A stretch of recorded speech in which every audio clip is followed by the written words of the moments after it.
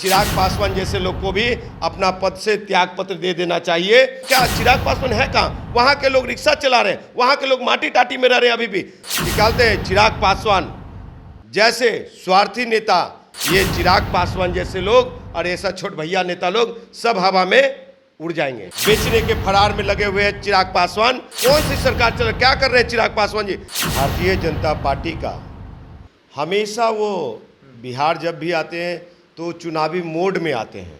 Bharatiya Janata party सही मायने में बड़का झूठा पार्टी है। कुमार जी का कृपा है, नीतीश कुमार जी का विकास है कि सीमांचल भी का भी रोड एकदम चमचम दिखता है। ये तो जुमलेबाज प्रधानमंत्री नहीं चलेंगे साहब, भूमिहीन लोग हैं पासवान लोग वहाँ पे। तो ये चिराग पासवान किस मॉडल की बात कर रहे हैं? बिहार के सम्मानीय मुख्यमंत्री जी को छोटा दिखाने में लगे हुए हैं।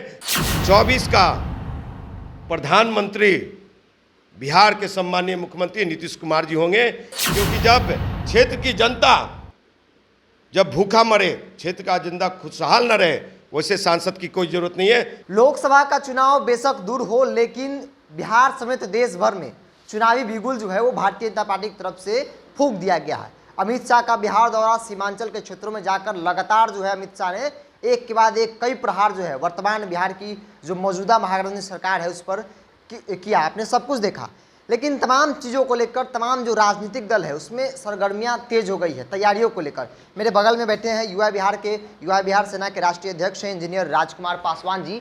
अमित शाह का बिहार दौरा कहा जा रहा है कि बिगुल भारतीय जनता पार्टी ने फूंक दिया है, तो ऐसे में अभी चुनाव लगातार लड़े हैं हाजीपुर से, एक पार्टी के राष्ट्रीय अध्यक्ष है। कैसे देखते हैं पूरे इस राजनीतिक घटनाक्रम को? देखिए, भारतीय जनता पार्टी का हमेशा वो बिहार जब भी आते हैं तो चुनावी मोड में आते हैं, वो चुनाव हो या ना हो। लेकिन भारतीय जनता पार्टी सही मायने में बड़का झूठा पार्टी है। 2014 में भी जुमला देकर के सत्ता में आए, जनता को 135 करोड़ जनता युवा नौजवानों को ठगने का काम किया, और आज वो सीमांचल में देखने को मिला कि अमित शाह जी गए और वहाँ पे एयरपोर्ट के लिए भूमि भी अधिग्रहण नहीं किया गया सरकार के द्वारा। एयरपोर्ट तो चालू हो गया, और वो कहे कि एयरपोर्ट चालू हो गया। ऐसे एक प्रतिष्ठित पद पे, बड़े पद पे, देश का सर्वोच्च पद पे बैठे, सेकंड पद जो प्रधानमंत्री के बाद है, उस पद पे अमित शाह जी बैठ करके अगर इस तरह का झूठ बोलते हैं तो देश के 135 करोड़ क्षमा चाहते हैं 135 करोड़ जनता से वो झूठ बोल रहे हैं, और आने वाले समय में उनको माफ़ नहीं किया जाएगा। देखिए, मैं भी 2 बार लोकसभा का चुनाव लड़ा हूँ, अब मोदी साहब के हवा में लड़ा हूँ मैं, और वो हवा कृत्रिम हवा था। जनता और युवा नौजवान लोग भावुकता में बह गए। जो देश में जो 56% युवा नौजवान लोग हैं, उन लोग के साथ ठगी की गई है, और ये लोग जुमला पे जुमला देने वाली पार्टी है। इसलिए मंदिर मस्जिद की लड़ाई पे नहीं, अब विकास पे। अब देख लीजिए, सबसे ज़्यादा उनके सांसद और विधायक सीमांचल से हैं। बीजेपी का सबसे ज़्यादा सांसद और विधायक सीमांचल से है, फिर भी सीमांचल का विकास नहीं है। बाढ़ सुखाड़ की क्या समस्या है, गांव की क्या हालात है, गरीबों की क्या हालात है। और वहाँ पे जाके देखिए, जो गांधी जी ने सपना देखा था, जो अंबेडकर ने सपना देखा था कि गाँव भी होगा शहर की तरह, तो ये तो नीतीश कुमार जी का कृपा है, नीतीश कुमार जी का विकास है कि सीमांचल भी का भी रोड एकदम चमचम दिखता है। और जो कहते थे लोग कि हेमा मालिनी के गाल की तरह होगा, उस तरह से गाल की तरह सुंदर रास्ता बनाया नीतीश कुमार जी ने, विकास पुरुष ने।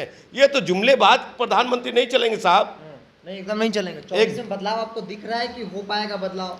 देखिए, 24 में अगर देश की जनता सही मायने में विकास चाहती है, इस देश का 56% युवा नौजवान रोजगार चाहता है, इस सही मायने में पेट्रोल डीजल सस्ता चाहते हैं, सही मायने में घरेलू जो रसोई गैस है वो सस्ता चाहते हैं, सही मायने में आप डीजल पेट्रोल और आटे टैक्स पे, और आटे का टैक्स, कफन का टैक्स, यूँ कहे कि आटे और कफन का टैक्स पे आप ये रिबेट चाहते हैं, तो आपको नीतीश कुमार जी को लाना पड़ेगा 2024 में।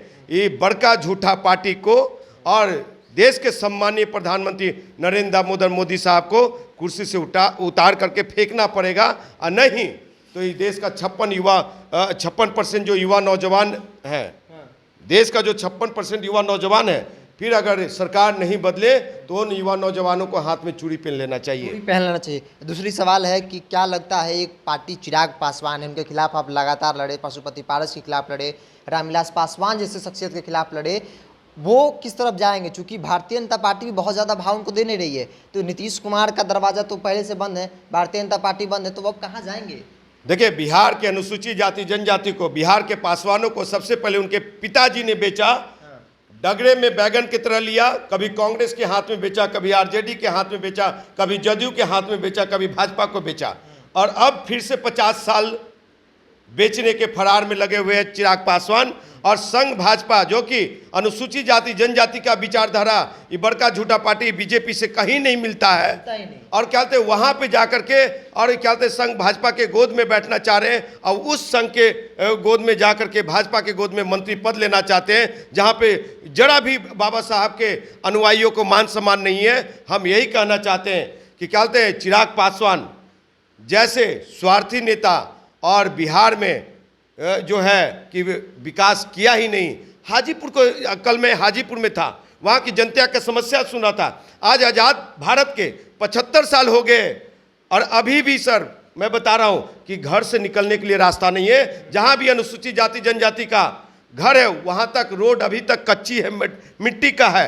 क्या ये कौन सी सरकार चल, क्या कर रहे हैं चिराग पासवान जी? कल मैंने एक वीडियो डाला, एक पासवान का बेटा मुकेश पासवान, जिसका यहाँ से स्पाइनल कोड में प्रॉब्लम है, और वो बेड पे 1.5 महीने से पड़ा हुआ है। डॉक्टर लोगों ने ठगी किया, 5 लाख ये मांग लिया उससे, 5 लाख की ठगी कर लिया उससे, और आज उसके, वो आजकल का मेहमान है, उसके सहायता में, उसकी इसमें हमसे जो बन पड़ा हमने किया, दिया, और वीडियो भी बना। तो क्या चिराग पासवान है कहाँ? वहाँ के लोग रिक्शा चला रहे हैं, वहाँ के लोग माटी टाटी में रह रहे हैं, अभी भी भूमिहीन लोग हैं पासवान लोग वहाँ पे।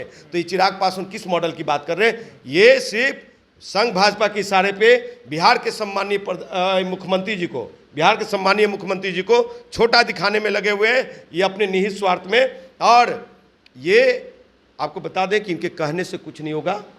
24 का प्रधानमंत्री बिहार के सम्मानीय मुख्यमंत्री नीतीश कुमार जी होंगे।